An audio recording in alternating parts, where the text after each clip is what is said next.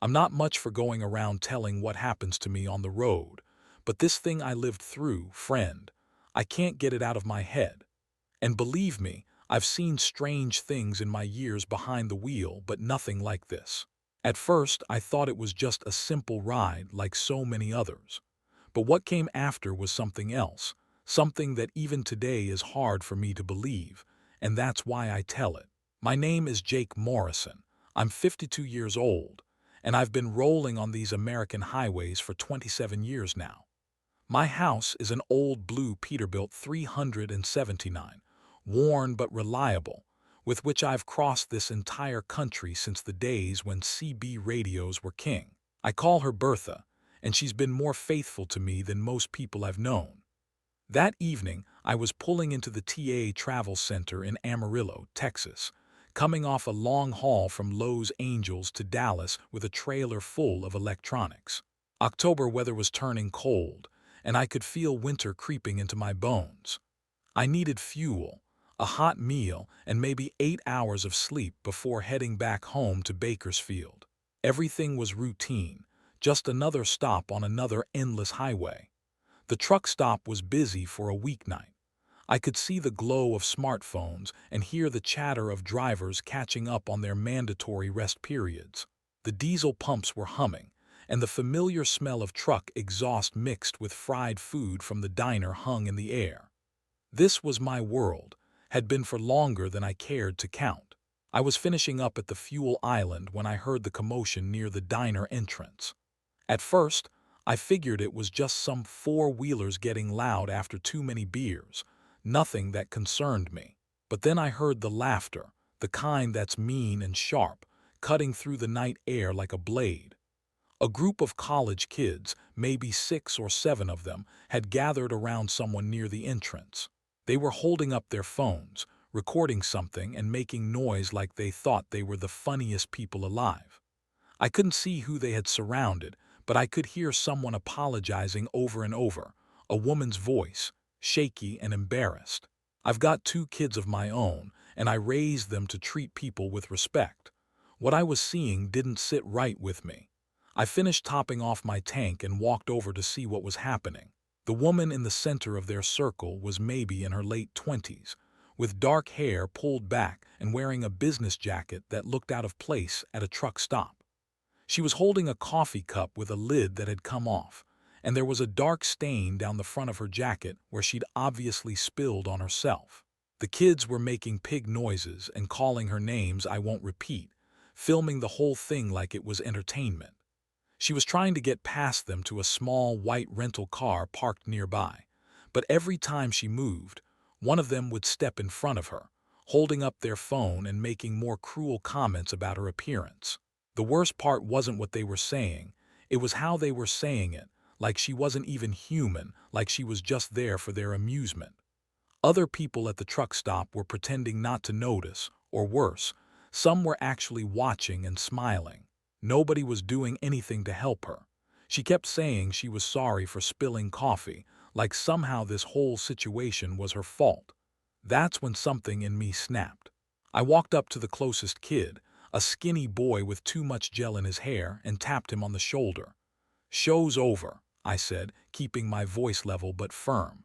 "Delete those videos and move along." The kid turned around, sized me up, and got that smirk young people get when they think they know everything. "Mind your own business, old man. We're not hurting anybody." "You're hurting her," I said, nodding toward the woman. "And you're making a fool of yourselves in the process. Delete the videos." The ringleader, a girl with bright blonde hair and too much makeup, stepped forward. "We're just having fun. She's the one who made a scene spilling coffee everywhere like a slob." The woman looked at me with eyes that held more pain than anyone should have to carry. "It's okay," she said quietly. "I'll just go." "No," I said, still looking at the college kids. "You shouldn't have to run from bullies. And you," I pointed at the girl, "should be ashamed of yourself. Your parents pay good money to send you to school, and this is how you spend your time." The kids started grumbling and making comments about minding my own business, but I could see I'd taken the wind out of their sails. They were brave in a pack, picking on someone they saw as weak, but they didn't have much backbone when confronted. Delete the videos, I repeated. All of them. Now. The blonde girl rolled her eyes but started tapping on her phone. The others followed suit, though I suspected they'd probably already uploaded them somewhere. The woman used the distraction to hurry toward her rental car. That's when I heard her curse under her breath. The car wouldn't start. She turned the key again and again, but nothing happened except a clicking sound that meant her battery was dead. The college kids heard it too and started laughing again. "Looks like Fatty's stuck," one of them said loud enough for everyone to hear. I walked over to the woman's car and tapped on her window. She rolled it down and I could see she was fighting back tears. "I'm Jake Morrison," I said. "Looks like you could use some help." She wiped her eyes with the back of her hand. "Maya Rodriguez, and yes, I really could. My phone's dead too. This whole day has been a disaster." "Where you heading?" "Denver. I have to be there by tomorrow morning for something important, a legal matter." She paused. "But I guess that's not happening now." I looked back at the college kids, who were still hanging around taking pictures of her broken-down car. Then I made a decision that would change both our lives. "I can give you a ride to Denver," I said. "I was heading west anyway." Maya looked at me suspiciously. "I don't know you. How do I know you're safe?" "Fair question. Check my dot number if you want. Clean driving record. No violations. I've got a daughter about your age, and I'd want someone to help her if she was stranded." She studied my face for a long moment, then glanced back at the college kids who were now taking selfies with her broken car in the background. "Okay," she said. "Thank you. I'll pay you for gas and whatever else. Don't worry about that right now. Just grab your things." As Maya gathered her belongings from the rental car, I noticed a black Chevrolet Tahoe with tinted windows parked at the far end of the lot. Something about it bothered me, but I couldn't put my finger on what. The engine was running, and I could see the glow of someone smoking inside. Maya walked with me toward Bertha, carrying a laptop bag and small suitcase. As we reached my truck, her phone buzzed with a text message. I saw her face go pale as she read it. "Everything okay?" I asked. She looked around the parking lot nervously, her eyes stopping on the black Tahoe. "I think we should leave." "Now, what's wrong?" Maya showed me her phone. The message was from an unknown number. "We know where you are." That's when I realized this wasn't just about giving someone a ride. This woman was in real trouble, and by helping her, I might have just bought myself the same. But looking at Maya's frightened face, thinking about those cruel kids and how nobody else had bothered to help, I knew I couldn't walk away. "Get in the truck," I said, firing up Bertha's engine. "Looks like we're both in for more than we bargained for." As we pulled out of the truck stop, I checked my mirrors and saw the black Tahoe fall in behind us, keeping its distance but definitely following. Maya noticed it too. "I'm sorry," she said quietly. "I should have told you. This isn't just about getting to Denver. There are people who don't want me to make it there alive." I adjusted my mirror to keep an eye on our tail and reached for my CB radio. If we were going to be in danger, at least we wouldn't be alone on these highways. "Well then," I said, "I guess we better make sure you get there in one piece. Tell me what I need to know." Maya was quiet for the first 50 miles as we rolled through the Texas Panhandle on a Minus 40 West. The black Tahoe stayed behind us, sometimes dropping back when other traffic got between us, sometimes closing the distance when the highway was empty. I kept one eye on my mirrors and the other on the road ahead. "You going to tell me what this is about?" I finally asked as we passed the Vega exit. "Because that vehicle back there isn't following us for fun." Maya stared out the passenger window for a long moment, then opened her laptop bag and pulled out what looked like a regular work computer. "I used to work for a company called Dataflow Solutions in Austin. We developed logistics software for shipping companies, tracking cargo, optimizing routes, that sort of thing." "Sounds boring enough," I said, adjusting my CB to scan the channels. That's what I thought too. I was just a data analyst, running numbers, creating reports. But about 3 months ago, I started noticing patterns in the shipping data that didn't make sense. Cargo containers that weighed more going out than coming in. Routes that made detours through places that had nothing to do with the listed destinations. She pulled up a spreadsheet on her laptop screen. Even from my angle, I could see rows and rows of data, numbers and codes that meant nothing to me. At first, I thought it was just errors in the system, but the more I dug, the clearer it became. These weren't shipping mistakes. They were using our software to coordinate something else entirely. The black Tahoe dropped back again as we approached Amarillo's city limits. I clicked on my CB radio and called out on channel 19. This is Big Rig eastbound on the 40. Anybody got ears on a black Tahoe with Texas plates been riding my bumper for the last hour? A scratchy voice came back immediately. Big Rig, this is Moondog. I got eyes on him about a quarter-mile back. Looks like he's got company too. Another dark SUV just merged in behind him. Maya looked at me with wide eyes. There are two of them now. I keyed the mic again. Thanks for the heads up, Moondog. Y'all keep an eye out. Looks like we might have some trouble brewing. Maya continued her story as we passed through the western edge of Amarillo. I started copying files, financial records, GPS tracking data, communication logs between our system and various shipping companies.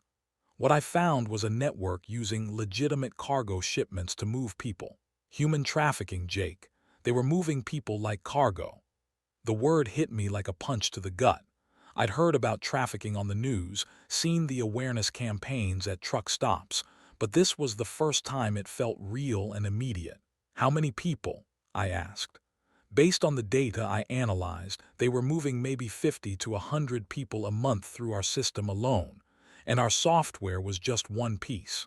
They had contacts in shipping companies, border patrol, even local law enforcement. Maya pulled out what looked like a small USB drive from her jacket pocket. Everything's on here. Financial records showing payments, GPS coordinates of pickup and drop-off points, communication logs with code names and locations. Enough to shut down the whole network and put a lot of people in prison. And that's why you're going to Denver. Federal prosecutors. I was supposed to testify in a grand jury hearing tomorrow. But this morning my contact called and said the hearing got moved up to tonight because my supervisor was found dead in his apartment. They said it looked like suicide, but I know better. The pieces were starting to fall into place. So when your car broke down, I panicked. I was supposed to fly, but after my supervisor died, I got scared they were watching the airports. I rented a car instead, thinking I could drive straight through. But then the car broke down. Those kids started filming me, and now somehow these people know exactly where I am. I checked my mirrors again. The two SUVs were still back there, maintaining their distance but definitely following. How do they know where you are? Maya looked at her phone with a sick expression. Credit cards. I used my card for gas and food at the last few stops. They must be tracking my purchases. Turn that phone off, I said. Right now, take the battery out if you can. While Maya fumbled with her phone, I got back on the CB. Moondog, this is Big Rig. You still got eyes on those vehicles. Roger that, Big Rig. Actually picked up some radio chatter too. Sounds like they're coordinating with someone else up ahead. Y'all might want to consider alternate routes. Maya had managed to remove her phone battery and was now staring at her laptop screen. Jake, I need to ask you something. Do you really want to get involved in this? Because once we cross into New Mexico, there's no going back. These people have killed to protect their operation. I thought about my kids, Sarah and Mike, living their own lives now but still my responsibility to protect. I thought about my ex-wife Linda, who always said I had a hero complex. But mostly I thought about those 50 to 100 people Maya mentioned, people who were being bought and sold like cargo. Maya, how long have you been dealing with people treating you badly because of how you look? The question seemed to surprise her. My whole life, I guess. Why? And how long have those people you discovered been treating other human beings like property? She was quiet for a moment. I see your point. Sometimes you got to make a choice about what kind of person you want to be. I already made mine back at that truck stop. Maya smiled for the first time since I'd met her. Thank you, Jake. I mean it. Don't thank me yet. We got a long way to go, and those folks behind us aren't going to give up easy. As if on cue, my CB crackled with an unfamiliar voice using trucker language but with an edge that didn't belong. Big rig, this is road captain. We need to have a conversation with your passenger. Pull over at the next exit and nobody gets hurt. I didn't respond, but Maya went pale. They're monitoring CB frequencies too. Then we're going to have to get creative. I switched to channel 17 and called out to any drivers listening. This is Big Rig with an emergency situation. I got a federal witness aboard and hostiles in pursuit. Any drivers willing to help with a rolling escort, switch to channel 23. Within minutes, my radio was alive with responses. Truckers from across 3 states were offering assistance, sharing information about road conditions, and volunteering to help create interference for our pursuers. Maya was amazed. They don't even know us. Why are they helping? Because that's what we do out here. We take care of each other. And when someone's in trouble, especially someone fighting the good fight, we don't ask questions. We just help. The New Mexico border was coming up fast, and I could see we now had a convoy of at least 6 trucks forming around us, some ahead, some behind, all committed to making sure Maya made it to Denver safely. But as we crossed the state line, I caught sight of something in my mirrors that made my blood run cold. The 2 SUVs that had been following us were now joined by 2 more vehicles, and they were starting to close the distance. Maya, I said, I hope that evidence you're carrying is worth what we're about to go through, because something tells me these folks are done playing games. The Arizona desert stretched endlessly on both sides of -40 as we approached the most remote section of highway between Flagstaff and the California border. It was past midnight, and the convoy of trucks that had been protecting us had gradually thinned out as drivers took their mandatory rest breaks or reached their destinations. Now it was just me, Maya, and the 4 SUVs that had been pursuing us for over 300 miles. They're getting closer, Maya said, watching the side mirror as the lead vehicle moved up to within a few car lengths of Bertha's trailer. I keyed my CB radio one more time. Any drivers on a -40 westbound near mile marker 85. This is Big Rig with an emergency situation. Federal witness aboard, hostile pursuit in progress. The radio crackled with static, then silence. We were in a dead zone, too far from any major city for reliable CB coverage, exactly where our pursuers wanted us. That's when I saw the roadblock ahead. 3 vehicles stretched across both lanes of the highway, their headlights creating a wall of light in the darkness. Behind us, the 4 SUVs had spread out to block any chance of turning around. This is it, I said, downshifting Bertha as we approached the blockade. They're forcing the confrontation here. Maya gripped her laptop bag tighter. What do? We face it head on, but first tell me something. Is there any way to get that evidence to the FBI without those USB drives? Maya thought for a moment. If I could get online, I could upload everything to a secure server, but we'd need an internet connection and at least 10 minutes without interruption. I pulled Bertha to a stop about 50 yards from the roadblock. The SUVs behind us had closed in, boxing us completely. Men in dark clothing were getting out of the vehicles ahead, and I could see the outline of weapons in their hands. Maya, I need you to listen carefully. In about 30 seconds, a man is going to approach this truck and demand those USB drives. When he does, I want you to remember something important. What? Those people you discovered, the ones being trafficked, they're counting on you. Not because of how you look or what other people think about you, but because you're the only person brave enough and smart enough to stop this. Your worth isn't determined by cruel people making videos at truck stops. It's determined by moments like this, when you get to choose between saving yourself and saving others. A tall man in an expensive suit approached the driver's side of my truck. Even in the darkness, I could see he looked familiar to Maya. That's him, she whispered. That's my supervisor, David Chen. He's supposed to be dead. Chen tapped on my window with something metallic. I rolled it down halfway. "Mr. Morrison," he said in a calm voice that somehow made my skin crawl, "we appreciate your assistance in transporting our wayward employee this far, but this is where your involvement ends. Send Miss Rodriguez out with her belongings, and you can drive away from this with no further complications." "And if I don't?" Chen smiled without warmth.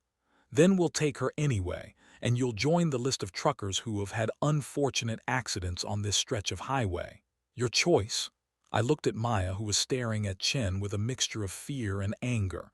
"He's right, Jake. They'll kill you if I don't go. I can't let that happen. Maya, remember what we talked about. Your choice here determines who you really are." She was quiet for a long moment, then I saw something change in her expression. The fear was still there, but underneath it was something harder, more determined. "Mr. Chen," she called out through the window, "I have a counteroffer." Chen raised an eyebrow. "I'm listening." "Let Jake drive away safely and I'll give you the USB drives." "Maya, no," I said quietly. "It's okay, Jake. I know what I'm doing." She looked directly at Chen. "But I have one condition. I want to hear you admit what you've been doing. I want you to tell me about the trafficking operation."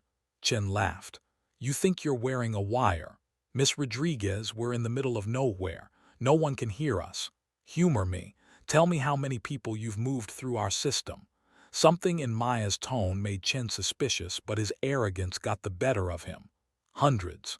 Maybe thousands over the past 3 years.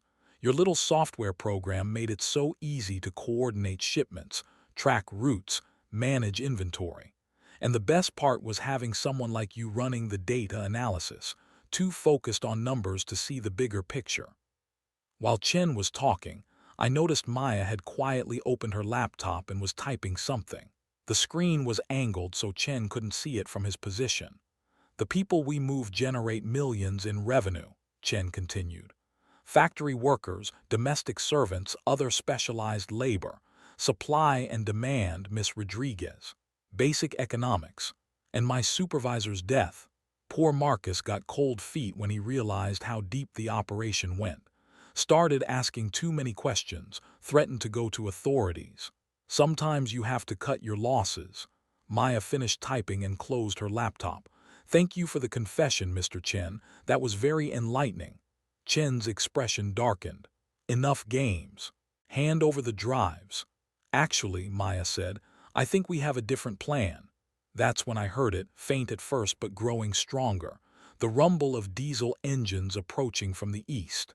I checked my mirrors and saw headlights, at least 6 sets, coming fast. Maya smiled at Chen.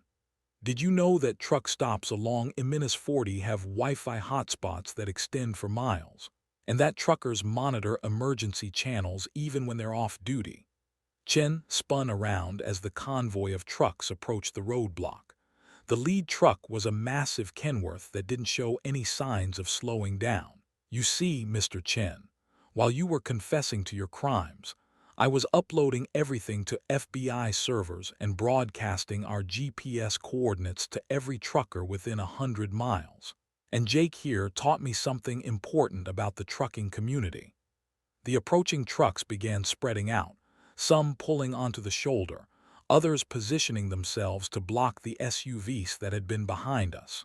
"When one of their own is in trouble," Maya continued, "they don't ask questions, they just help. And when someone is fighting to protect innocent people, well, that makes them family." Chen reached for his weapon, but the sound of air brakes and diesel engines surrounded us as 8 trucks positioned themselves around the roadblock. Spotlights from the trucks illuminated the entire area, and I could see Chen's men looking uncertain as they realized they were outnumbered. "This isn't over," Chen snarled. "Actually," Maya said, pulling out her phone, "it is. Because while we were talking, I also called the FBI.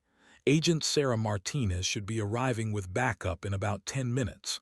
The distant sound of helicopters proved her point.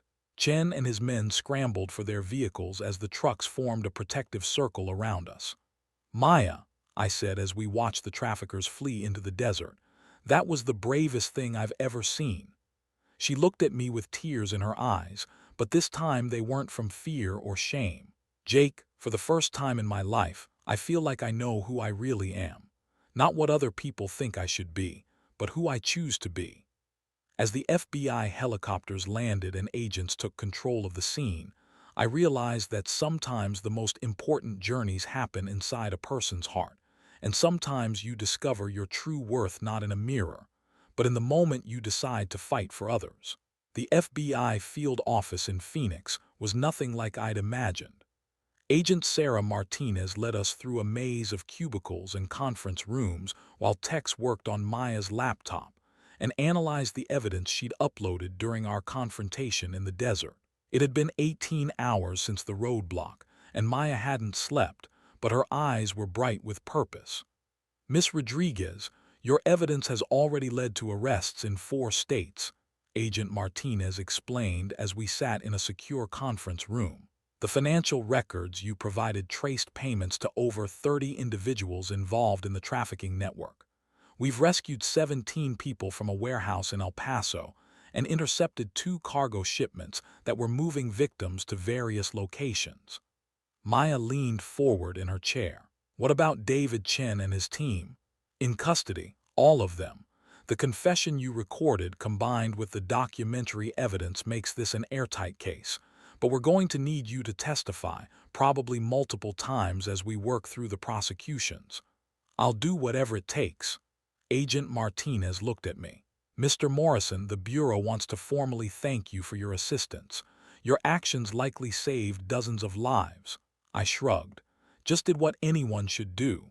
"Not everyone would have risked their life for a stranger," the agent replied. "We're arranging for your truck to be fully repaired and returned to you. The damage from the chase will be covered completely." 3 days later, I was back on the road with Bertha running better than she had in months. Maya had entered temporary witness protection while the cases worked their way through the courts, but she'd given me a secure phone number where I could reach her. The first few weeks after the incident, I found myself thinking about our conversation every time I passed a truck stop. I started noticing things I'd overlooked before. The way some drivers treated service workers, the casual cruelty that people seemed to think was normal, the way folks judged others based on appearance rather than character. I began stopping at truck stops not just for fuel and food, but to pay attention, to speak up when I saw someone being treated poorly, to remember that dignity wasn't something you earned through other people's approval, but something you gave freely to every person you met. Maya called me every few weeks with updates. The trafficking ring was bigger than anyone had initially realized. Her evidence had led to investigations in 12 states and 3 countries. More than 200 victims had been identified and rescued. The tech company that employed her had been completely disbanded, with executives facing federal charges. "Jake," she said during one of our calls, "I wanted you to know something. I've been offered a position with the FBI's cybercrime division. They want me to help develop better systems for tracking trafficking networks." "That's incredible, Maya. You're going to save a lot more people." "I hope so, but I need to tell you something else. Before I met you, I honestly didn't think I was worth much. I'd spent so many years letting other people's opinions define who I was. That night at the truck stop when you stood up for me, it wasn't just about stopping those kids from being cruel. You showed me that I had value, that I was worth defending. Maya, you always had that value. You just needed to see it yourself. Maybe, but it took someone else believing in me first before I could believe in myself." The months passed, and I found myself changing my routes to include speaking engagements at truck stops and transportation companies. The FBI had developed a program to train truckers to recognize signs of trafficking, and they'd asked me to help spread awareness throughout the trucking community. Standing in front of rooms full of drivers, telling them about Maya's courage and the network we'd helped expose, I realized that sometimes the most important cargo you can carry isn't freight, but hope. 6 months after that night in the Arizona desert, I was fueling up at a truck stop in Barstow when I heard a familiar voice behind me. "Big Rig, is that you?" I turned around to see Maya walking toward me with a smile that lit up her whole face. She looked different, more confident, carrying herself with a new kind of strength. "Maya, what are you doing here?" "I'm actually working a case that brought me to California. The cybercrime unit is investigating another trafficking network, and I remembered you mentioning you'd be passing through here today." We sat in the diner and caught up over coffee and pie. Maya told me about her new job, about the cases she was working, about the victims she was helping to rescue and rehabilitate. "I testified in the last trial 3 weeks ago," she said. "David Chen got 25 years federal prison. His whole organization is finished." "How do you feel about it?" "Satisfied. But more than that, I feel useful. For the first time in my life, I know exactly who I am and what I'm supposed to be doing." She pulled out her phone and showed me a picture of a young woman, maybe 19 years old, smiling at the camera. "This is Maria. She was rescued from a warehouse in Houston using intelligence we developed from the data flow case. She's in college now, studying social work so she can help other trafficking survivors." "That's beautiful, Maya. There are dozens more like her. People who are free because you decided to help a stranger at a truck stop." As we prepared to leave, Maya hugged me tightly. "Jake, I need you to know something. That night changed my life completely. Not just because we stopped the traffickers, but because you showed me that my worth as a person had nothing to do with what cruel people thought about my appearance. You helped me discover that my value came from my courage, my intelligence, and my willingness to fight for others. You always had those things, Maya. I just gave you a ride. No, you gave me much more than that. You gave me the chance to become who I was meant to be." Driving west toward home, I thought about the ripple effects of simple kindness. How standing up for one person at a truck stop had led to hundreds of people being freed from trafficking. How helping Maya discover her worth had helped her help others discover theirs. The highway stretched ahead of me, endless and familiar, but somehow different now. Every truck stop, every rest area, every mile marker was a reminder that we're all connected, that everyone we meet is fighting battles we can't see, and that sometimes the most important thing we can do is simply treat each other with dignity and respect. In my rearview mirror, I could see the lights of the truck stop fading into the distance, but I carried with me the knowledge that Maya was out there making the world safer, one rescued victim at a time. And I carried the certainty that worth isn't measured by other people's opinions, but by the courage to stand up for what's right, especially when no one else will. The road home never looked so good.